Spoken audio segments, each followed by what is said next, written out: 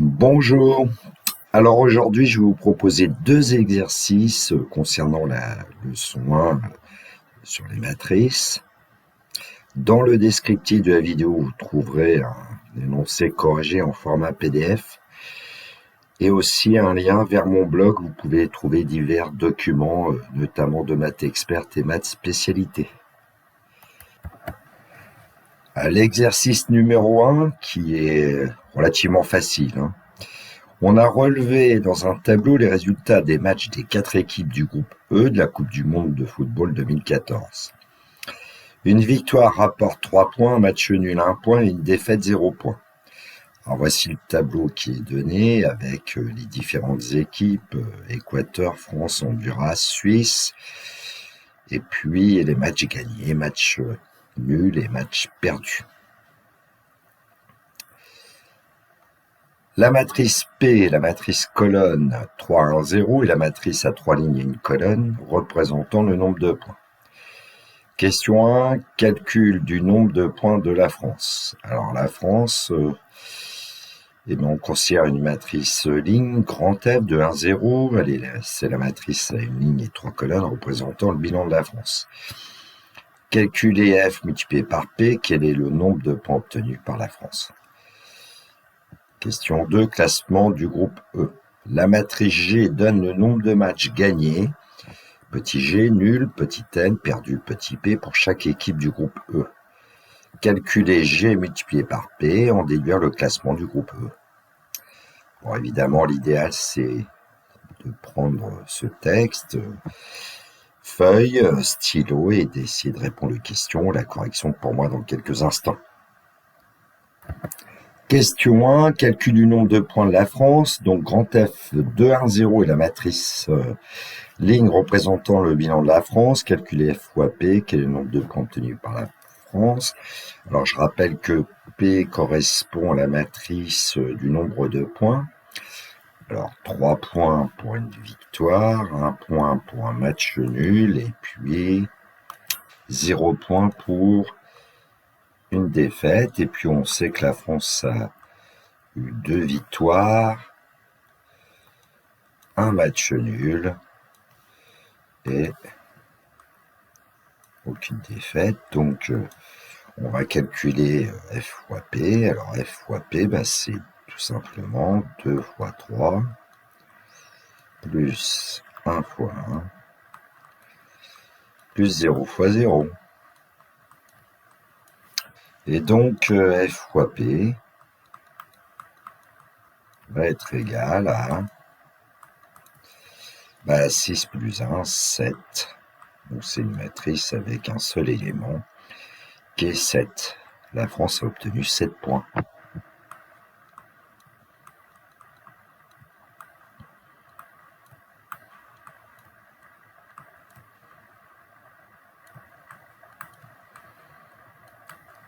Bon, petite remarque, la matrice 2, 1, 0, c'est une matrice de dimension une ligne et 3 colonnes. La deuxième matrice 3, 1, 0, c'est une matrice avec 3 lignes et une colonne. On appelle aussi ceci le format ou la taille. Bon. Et donc le bilan, quand on multiplie une matrice 1, 3 avec une matrice 3, 1, on obtient une matrice ça va être 1, 1. C'est-à-dire qu'on conserve en fait le nombre de départ et le nombre d'arrivées. Un petit peu de couleur, c'est du brouillon, ça. C'est juste pour avoir un résultat de cours.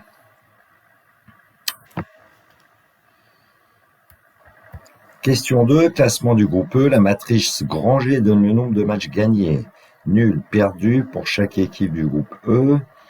Calculer G multiplié par P, en déduire le classement du groupe E.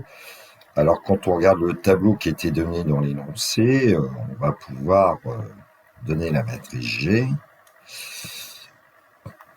Et donc, pour cette matrice G, en prenant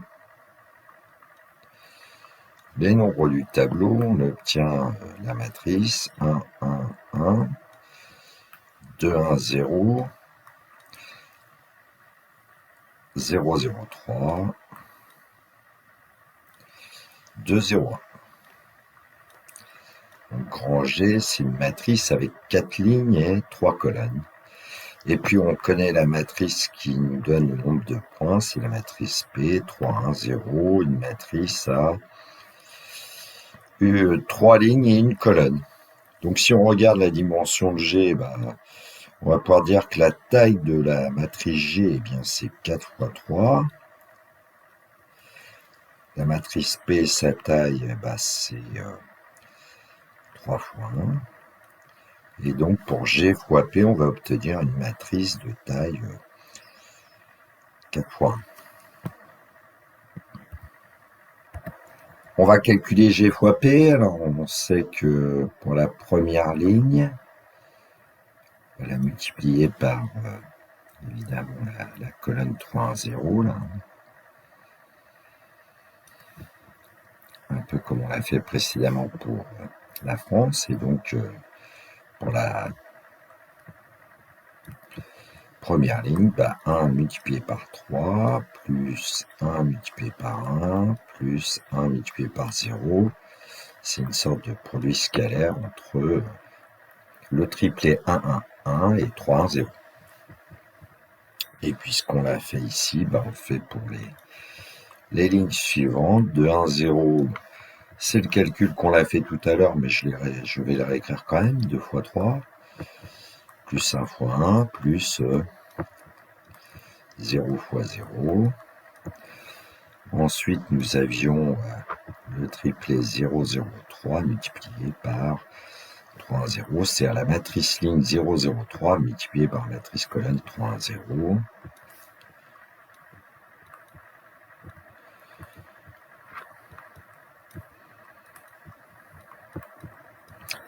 Et puis, pour la dernière ligne, la matrice ligne 2, 1, 2, 0, 1 multiplié par la matrice colonne 3, 1, 0. Donc, 2 fois 3 plus 0 fois 1 plus 1 fois 0. Bon, ça va nous donner donc la matrice G multiplié par P, qui va avoir 4 lignes et une colonne. Donc, on va obtenir, pour la première ligne, 3 plus 1, 4. Pour la deuxième, on va calculer la France 7. Ensuite, 0. Et finalement, pour le dernier, 6. 4, 7, 0, 6, c'est la matrice colonne GP.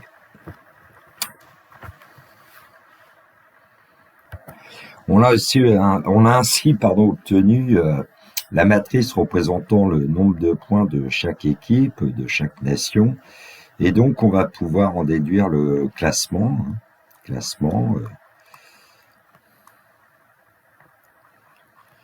Eh bien, la France a 7 points, donc elle est première du groupe. Ensuite, nous avons la Suisse qui a 6 points. En troisième position, eh bien, il y avait l'Équateur qui avait 4 points.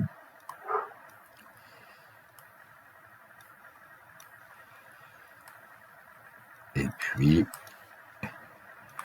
Honduras avec 0 points. Alors, il faut savoir que ce sont les 2 premières équipes qui étaient qualifiées pour la suite de la compétition. L'exercice 2, puissance d'une matrice carrée d'ordre 2. Alors, c'est un exercice qui va être assez fondamental parce qu'il va souvent intervenir. Alors, on considère les matrices A, première ligne 0,8, 0,6, deuxième ligne 0,2, 0,4, la matrice P, première ligne 3, moins 1, deuxième ligne 1, la matrice Q, première ligne 1, 1, deuxième ligne, moins 1, 3. Grand I est la matrice carrée identité d'ordre 2. Alors, question 1, calculer Q multiplié par P en fait, on déduire que la matrice P est inversible et donner sa matrice inverse P-1. Question 2, calculer grand D égale P-1 à P, que peut-on dire de la matrice D? Question 3, démontrer par récurrence que pour tout entier n supérieur ou égal à 1 à puissance n égale P multiplié par D puissance n P-1. Question 4, en déduire A puissance n sous forme matricielle pour tout entier n supérieur ou égal à 1. Question 5, quelle est la limite des termes de la matrice A puissance n quand petit n tend vers plus l'infini? Alors, au cas où vous n'auriez pas encore vu la récurrence, je vais vous faire voir comment on peut au moins conjecturer ce résultat. En fait, quand moi j'enseignais encore, je m'arrangeais toujours pour que, au début de l'année, on ait vu le raisonnement par récurrence. Bon, feuille, stylo, vous pouvez déjà faire quelques questions, je pense, quitte à admettre le résultat de la question 3 si vous n'avez pas encore vu le raisonnement par récurrence. Question A, calculer Q fois P, en déduire que la matrice P est inversible et donner sa matrice inverse P-1. Alors, pour calculer Q fois P, voilà comment je vais procéder. Je vais essayer de détailler un petit peu pour ceux qui ne pourraient pas faire le calcul directement. Après, vous le ferez. Alors, ligne 1 fois la colonne 1, donc on aura calculé 1 multiplié par 3. Et donc, ça, on sait que on va multiplier le coefficient ici par celui-là, et puis ensuite le deuxième coefficient ici par le deuxième coefficient. Donc 1 fois 3 plus 1 fois 1. Et on obtient 4. Ensuite, on aura besoin de L2 fois C1. Donc L2, c'est moins 1, 3, multiplié par 3, 1. Ça nous donne moins 1 fois 3, plus 3 fois 1. C'est-à-dire 0. Ensuite, on va calculer L1 fois C2. Et donc, 1 multiplié par moins 1.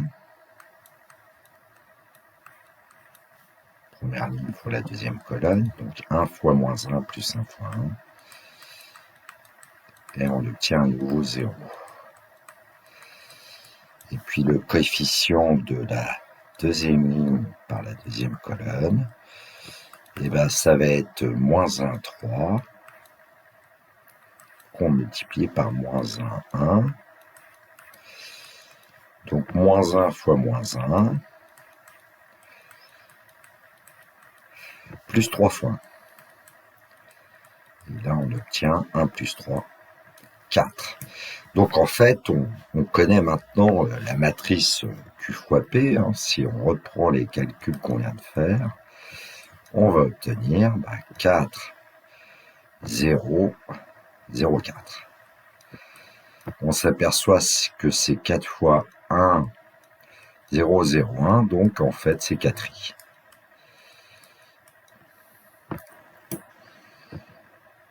Alors, comme Q fois P, c'est 4i, on peut dire que 1/4 de Q fois P est égal à grand I. Et donc, on a bien trouvé une matrice, par la matrice P, on a trouvé une matrice de telle sorte que le produit des deux matrices, il est identité. Alors, a priori, on devrait calculer aussi P fois 1/4 de Q, mais bon, dans le cours, je vous ai dit que si on a A fois A' égale I, on aura aussi A' fois égale I pour une matrice carré A. Donc là, ce qu'on va dire, c'est que P est inversible.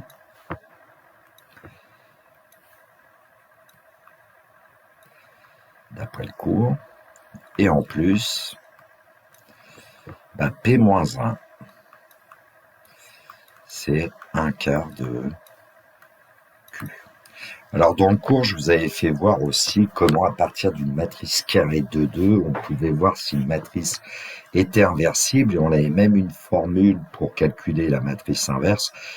Alors comme c'est un peu limite du programme, ce que j'avais fait, ici de toute façon on n'en a pas besoin, mais vous pouvez le vérifier.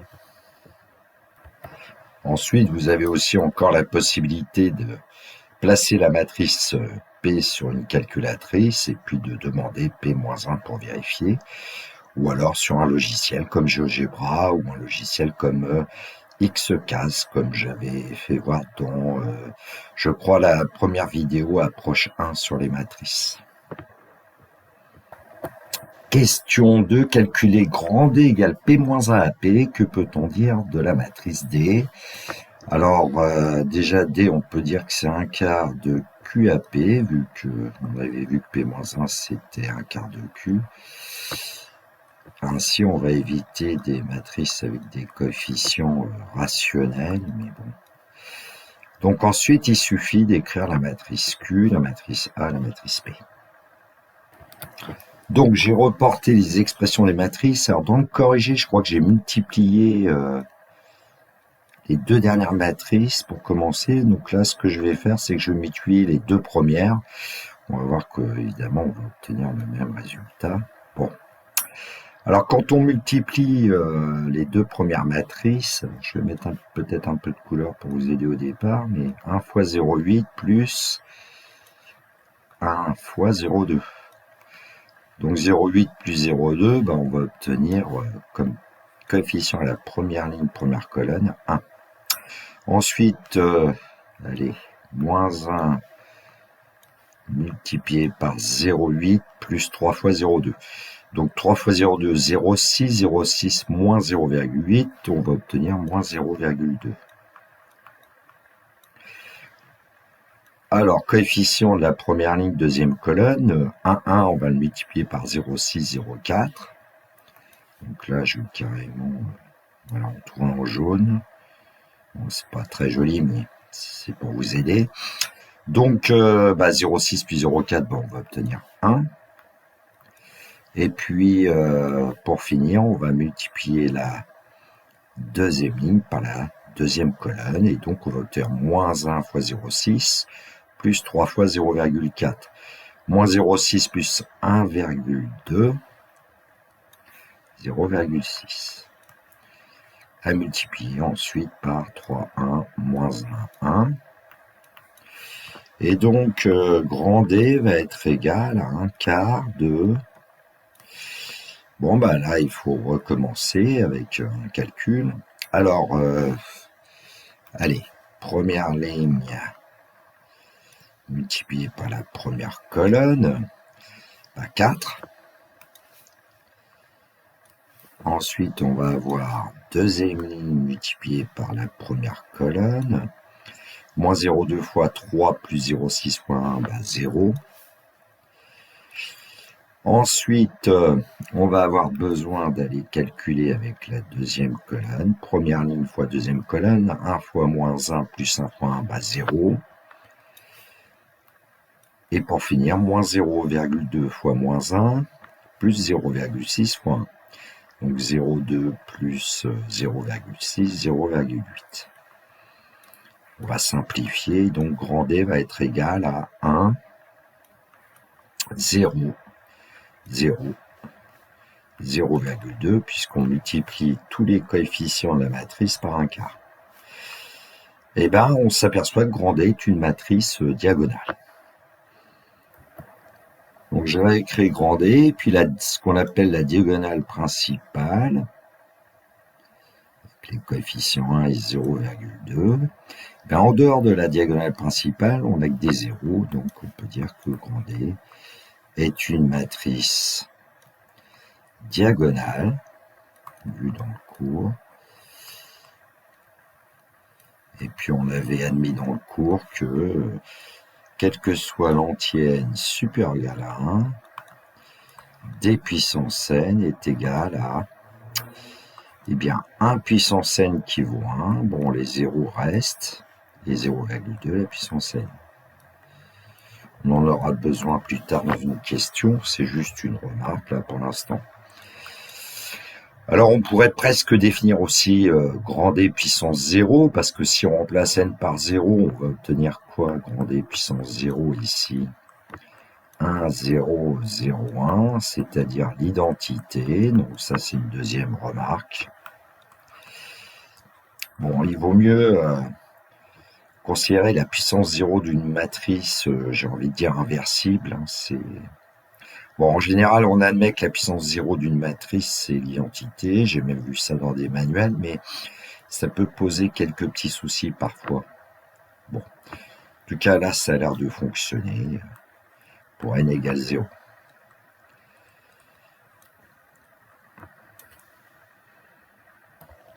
Question 3, démontrer par récurrence que pour tout entier n supérieur ou égal à 1, a puissance n égale p d puissance n p moins 1. Donc, un petit préambule, on va démontrer déjà pour n égale 1, ensuite on essaiera de démontrer pour n égale 2, peut-être pour n égale 3, et après on pourra dire et ainsi de suite. Bon, et ainsi de suite, ça ne serait qu'une conjecture. Voilà pourquoi on a besoin en général des raisonnements par récurrence dans ce genre de questions. Alors, pour n égale 1, qu'est-ce qu'il faut démontrer? Je vais l'écrire, montrons que eh bien, a puissance 1 doit être égal à p fois d puissance 1 fois p moins 1, c'est-à-dire en fait A. Est-ce que la matrice A est égale à p fois d fois p moins 1? Bon, alors qu'est-ce qu'on sait nous sur le lien entre les matrices A, P, D et P moins 1? Eh bien, on l'a démontré à la question précédente, enfin on l'a démontré, non, on a considéré, pardon, que la matrice D, c'était quoi? Eh bien, c'était P moins 1 multiplié par A multiplié par P. Bon, alors si on veut obtenir A, on va avoir des manipulations à faire. Alors ici, par exemple, on peut s'inspirer du résultat. On voit que la matrice D, il faudrait la multiplier par P à gauche et par P moins 1 à droite. On va le faire. Alors je vais faire tout d'un bloc, j'espère que ça ne va pas vous gêner. Et donc si on multiplie par P à gauche et par P moins 1 à droite le premier membre, on doit faire la même chose pour le deuxième membre, ce qui fait qu'on va avoir cette opération-là. Bon, les parenthèses ne servent à rien puisque on a dit que la multiplication des matrices était associative. Attention, elle n'est pas commutative. Et donc, qu'est-ce qu'on obtient pour P fois D fois P moins 1? Eh bien, on va obtenir ici l'identité A et à droite là-bas l'identité. Et donc, on a bien P fois D fois P moins 1 qui est égal à la matrice A. Donc, on l'a bien démontré, le premier résultat. Alors, du coup, le raisonnement que je viens de faire ici, en fait, il permet de justifier, dans la démonstration par récurrence, l'étape 1 qu'on appelle initialisation, vérifions que la propriété est vraie au rang n égale 1. Alors, montrons que la propriété va être vraie aussi au rang n égale 2, c'est-à-dire que a carré égale p fois d carré fois p moins 1. Alors, nous, qu'est-ce qu'on sait? On connaît a, d'après la question précédente, c'est p fois d fois p moins 1. Donc, on peut essayer, évidemment, de calculer a au carré. A au carré, c'est a fois. Donc, a au carré, eh bien, on va dire que c'est P fois D fois P moins 1 multiplié par P fois D fois P moins 1. Et là, ce qu'il faut surtout regarder, c'est ce qui se passe au centre de l'écriture. Ici, P moins 1 fois P, c'est l'identité. Donc, on aura A carré qui va être égal à P fois D fois l'identité fois D fois P moins 1. Mais l'identité ne change pas une matrice, donc on peut l'enlever, et donc on aura A carré égale P multiplié finalement par, alors je vais me permettre de barrer quand même, voilà, mais, et puis donc D fois D c'est D au carré, mazette, et puis P moins 1. Et donc la propriété vrai au rang n égale 2. Bon, je vais le faire aussi au rang n égale 3, et ensuite on fera un raisonnement par équivalence. Alors montrons que A cube est égal à P fois D cube fois P moins 1. Alors A cube, je vais l'écrire sous la forme A fois A carré. On pourrait écrire aussi A carré fois A, ou bien A fois A fois A. Alors qu'est-ce qu'on sait sur la matrice A? On sait que c'est P fois D fois P moins 1. Et on vient de démontrer que la matrice A carré, c'était P multiplié par D au carré P moins 1. Bon, je vais gommer le multiplié qu'il y a ici, et puis à nouveau, on regarde ce qui se passe au centre. P-1 fois P, c'est l'identité. Donc ça va s'en aller, en fait. Et donc, je vais aller un petit peu plus vite. C'est P fois D au carré. Allez, puisque ça en va, P-1. Et donc, A cube est bien égal à P multiplié par D cube multiplié par P-1. Bah donc une conjecture assez naturelle, c'est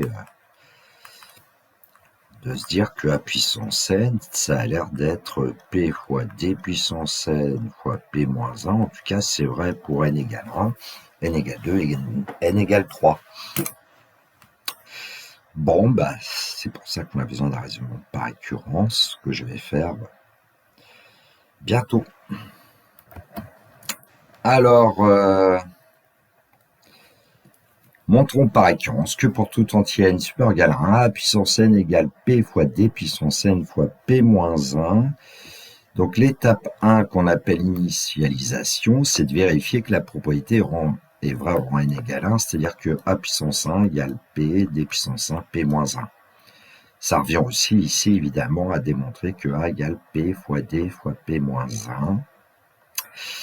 Alors j'avais fait d'une certaine manière tout à l'heure, je vais le faire tout petit peu autrement. L'hérédité, on va supposer que A puissance n est égal à P fois D puissance n fois P moins 1 pour un certain entier n supérieur égal à 1. Et puis on va alors montrer que la propriété est vraie au rang suivant. C'est-à-dire que A puissance n plus 1 va être égal à P multiplié par D à la puissance n plus 1 multiplié par P moins 1.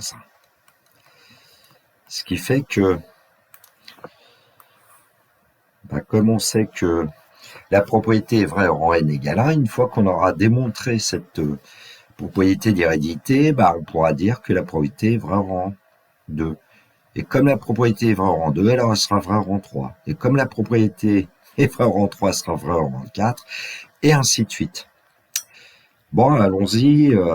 On sait que A puissance n plus 1, on doit démontrer que c'est P fois D puissance n plus 1, P moins 1. Alors, je vais plutôt partir de A puissance n plus 1.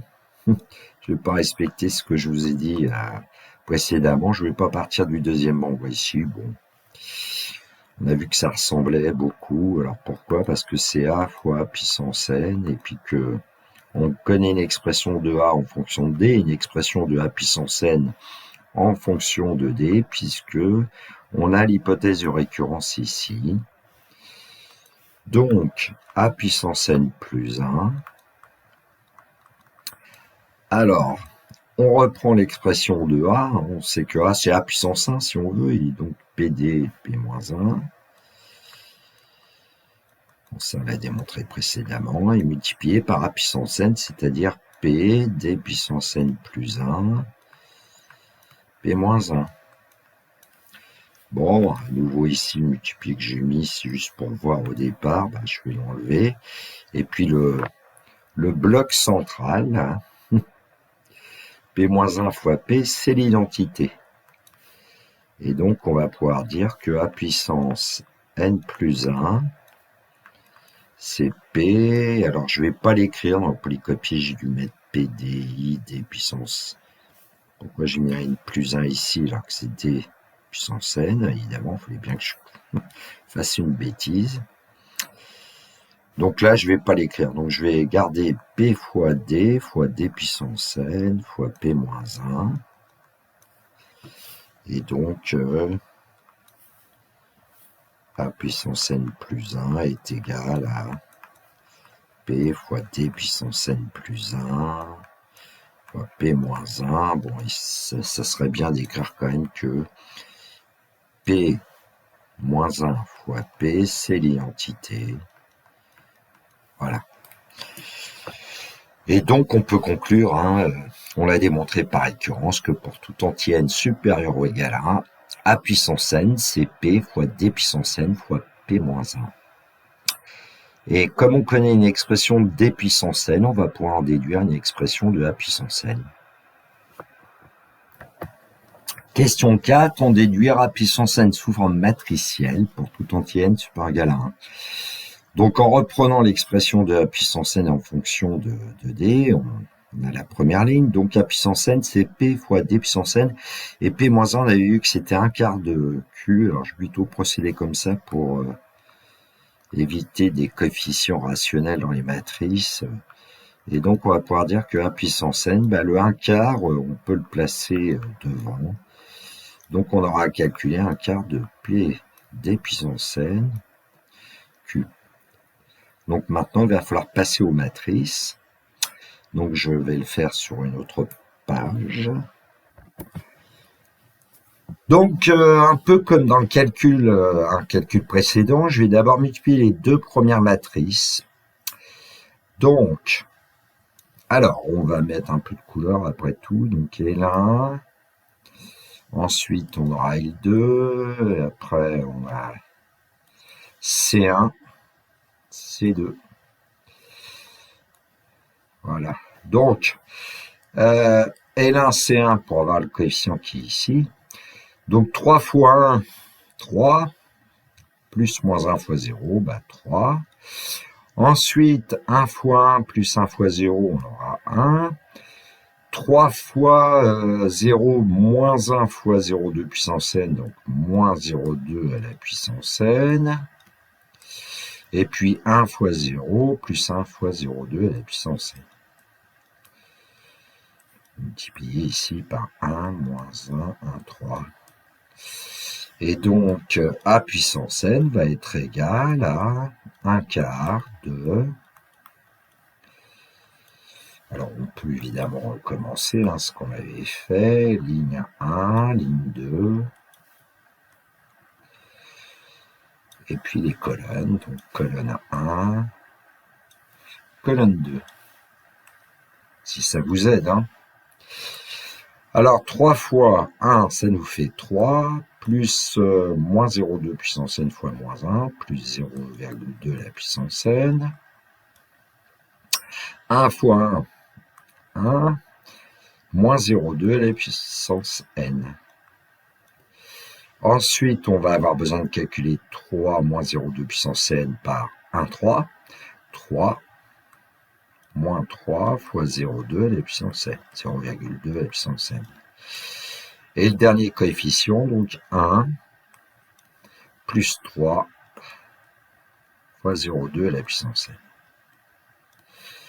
Bon, je ne vais pas écrire autrement à la puissance n, on pourrait le 1 quart le multiplier ici, mais bon, je vais laisser comme ça. Question 5, quelle est la limite des termes de la matrice A puissance n quand n tend vers plus infini? Alors, quand on regarde les termes de la matrice, on voit par exemple, si on considère le premier terme, là, 3 plus 0,2 à la puissance n, on a 0,2 à la puissance n, quand n tend vers l'infini, on devrait savoir que 0,2 à la puissance n tend vers 0, et donc ce coefficient va tendre vers 3. De manière quasiment analogue, ce coefficient va tendre vers 1. Ensuite, on aura le coefficient 3 moins 3 fois 0,2 à la puissance n qui va tendre vers 3. Et pour finir, 1 plus 3 fois 0,2 à la puissance n qui va tendre vers 1. Et donc, on multipliera par un quart et on aura en fait quasiment ce qu'on appelle la matrice limite. A puissance n va tendre vers une matrice, je vais appeler grand L après tout, comme limite, et donc on aura un quart de 3 ici, 1, 3, 1. C'est-à-dire en fait, on peut se dire que, je vais quand même rajouter quand même tend vers plus infini,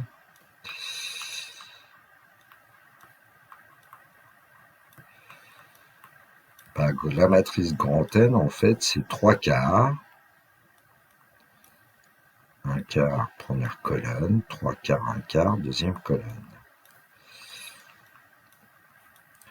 Voilà, donc vous avez la limite de chaque terme, en fait, ici. Bon, alors, ça serait bien quand même de dire que 0,2 à la puissance n tend vers 0, donner l'explication, c'est parce que, d'après le coup, on sait que 0,2 est strictement compris entre moins 1 et 1. Je vous laisse regarder le polycopier. Alors, un complément, connaissant la matrice A, comment est-ce qu'on pourrait trouver cette fameuse matrice P de telle sorte que on ait D égale P moins 1 à P, que D soit diagonale. Alors, est-ce que c'est toujours possible? Alors, au niveau du vocabulaire, quand c'est possible, on dit que A est une matrice diagonalisable. Alors, en fait, il y a des moyens de trouver si une matrice est diagonalisable ou pas. C'est un peu limite peut-être du programme de terminal maths expert. Je pourrais vous faire une vidéo si on me la réclame, ou peut-être que je la ferai. En tout cas, il y a un moyen de le faire avec le logiciel XCAS. On va voir ça dans quelques instants. Donc à l'écran, vous voyez un certain nombre de calculs avec le logiciel XCAS, qui est un logiciel gratuit que vous pouvez télécharger. Alors la matrice A, je l'ai écrite avec des fractions parce que ça permet de faire ensuite le calcul notamment de A à la puissance n. Bon, donc j'ai traduit 0,8 en 8 dixièmes, 0,6 en 6 dixièmes, 0,2 en 2 dixièmes et puis 0,4 en 4 dixièmes. Et d'ailleurs, la réponse de XCAS, c'est une matrice avec des fractions réductibles, 4 cinquièmes, 3 cinquièmes à la première ligne, 1 cinquième, 2 cinquièmes à la deuxième. Alors voilà l'instruction très intéressante due à un mathématicien qui s'appelait Jordan. Alors attention, il y a plusieurs Jordan, pardon. En fait, pour trouver la matrice P et la matrice D, eh bien, vous mettez cette instruction. Ça va vous donner deux matrices et là, vous allez reconnaître dans la réponse la matrice P et en fait la matrice D qui était 1, 0 la première ligne, 0, 0,2 la deuxième. Évidemment, ici, ça a mis un cinquième. Alors, pour calculer en fait A puissance n, à XK, si vous faites le calcul directement, à condition d'utiliser cette instruction mathpower, M-A-T-P-O-W, de A, n. Bon, vous avez la réponse, en fait. Alors, si vous voulez reconnaître un petit peu ce qu'on a fait, nous, il suffirait de multiplier par 4. Et donc, premier terme de la matrice à la ligne 1, colonne 1, on voit 0,2 à la puissance n plus 3. Donc, on va écrire un petit peu autrement, mais c'est bien la même chose. Bon, et même chose pour les autres coefficients. Donc, c'est assez pratique. Hein. Ça vous permet de vérifier un certain nombre de choses parfois, évidemment. En contrôle, en général, on a le droit qu'à une calculatrice, mais enfin, une calculatrice ne le fait pas, ça. Et même, je suis pas sûr que le logiciel GeoGebra le fasse, alors que c'est pour le logiciel GeoGebra en calcul formel, c'est le programme XCAS qui est intégré. Bon, à voir. Et puis, avec XCAS, vous voyez qu'on peut même calculer la limite de la matrice A puissance n que j'ai appelée AN. Donc voilà l'instruction, limite à n plus l'infinité. Bon, plus l'infini. Et on vous donne évidemment comme réponse 3 quarts la première ligne, 1 quart la deuxième. Bon, ça n'est que des vérifications ici. On peut commencer éventuellement par utiliser un logiciel de calcul formel parfois quand on est chez soi. Bon, je conseille plutôt celui-là qui est en fait peu utilisé au lycée et même en maths experte ou en maths spécialité, mais bon. Pour ceux qui voudraient poursuivre des études de mathématiques dans le post-bac, c'est un logiciel intéressant selon moi. Voilà, cette vidéo est terminée pour moi. Il me reste à vous souhaiter une très belle journée. Surtout, prenez bien soin de vous, que la force soit avec tous ceux qui étudient. Il me reste à vous donner le classique. Au revoir.